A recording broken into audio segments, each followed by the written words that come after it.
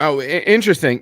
Questions come in from all different platforms. But next question is from September and June on Hinge. Can you talk to us a little bit about alpha and beta amylase? Yeah, I can. Let's talk about it, you guys. I am going to do a little bit of reading directly from an online source, and then we're going to riff off that a little bit.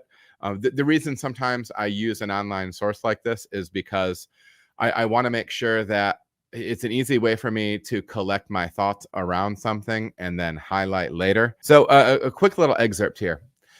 Enzymes are naturally produced in malted barley during the malting process. Chief among these are alpha amylase and beta amylase. They are available in higher quantities in lighter colored base malts, and the base malted barley in your grain bill provides the bulk of the enzymes used in the mash. All right, and so just a quick cutaway on this.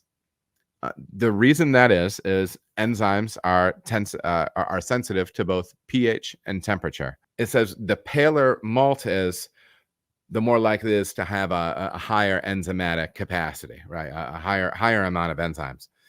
But as you continue to kiln that grain for longer and longer time, warmer and warmer temperatures, you're going to start denaturing those. So that's why oftentimes you will see less enzymes in going from Pilsner malt, two-row, Vienna malt, Munich malt, darker Munich malt. They're all going to have enzymatic power or diastatic power. But as you get those darker and darker malts, some of those enzymes are going to be denatured. These enzymes break down longer starch molecules into simpler sugar molecules that can be consumed by yeast during fermentation. As a side note, amylase also is naturally present in saliva and helps to sweeten some starches as you eat them.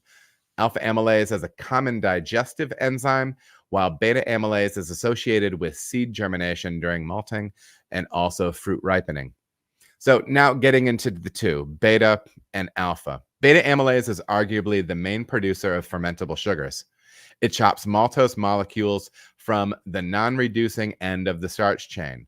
It is effective at breaking down both amylose and amylopectin and also limit dextrinase, which effectively reduces the body of the beer.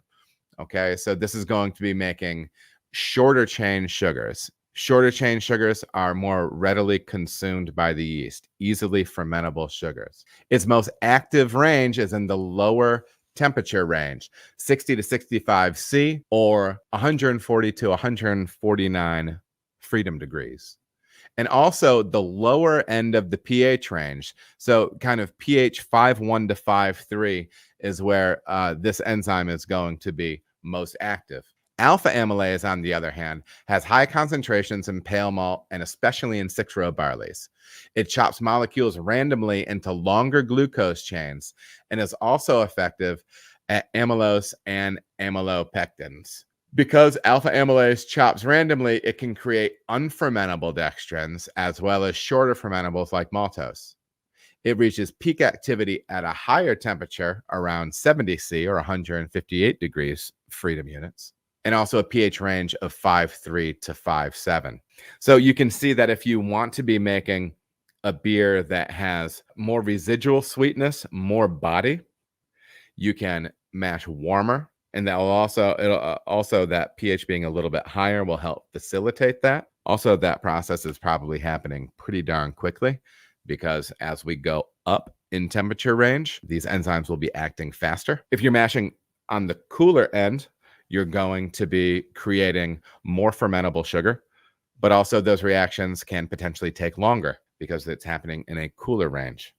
As always, I would suggest doing a saccharification test, as in an iodine test on something if you're unsure if something is converted. That's my take on it, September. And first time ever, we got a question from Hinge. That's really beautiful of you, man.